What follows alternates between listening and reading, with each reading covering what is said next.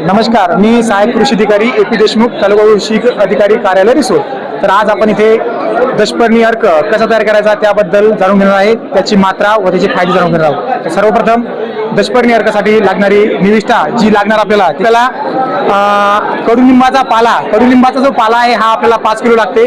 आणि इतर आपल्याला 10 प्रकारच्या पाल्यामध्ये जसं की पपई पाला आहे, रुई आहे, सीताफळ आहे, निरगुडे आहे, कनेर आहे, घाणेरी आहे, हा आपल्याला 2 किलो लागेल.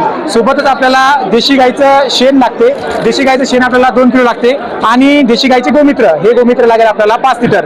आणि आपल्याला याच्यामध्ये 1 किलो जवळपास हिरवी मिरची, 1 किलो लसण आणि एक आपल्याला 200 लिटरचा ड्रम लागते. तर हे सर्व पालापाचोळा जो आहे हा सर्व आपल्याला सर्वप्रथम बारीक करून घ्यायचा आहे.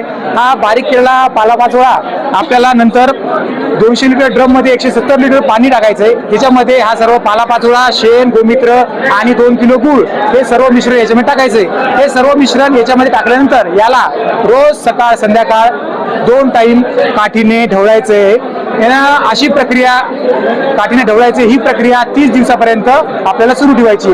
30 दिवसानंतर आपल्याला हे दशपर्णी अर्क तयार होते.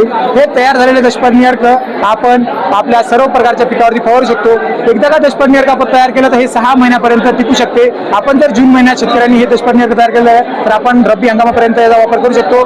दर 15 दिवसाला दशपर्णी अर्क आपल्याला फवारता येते. तर हे दशपर्णीचे अर्क आहे, हे दशपर्णी अर्क आपण सर्व पिकाला देऊ शकतो. दर 15 दिवसांनी फवारता येते आणि 250 मिली प्रतिपंप याचा वापर आपण करता येतो.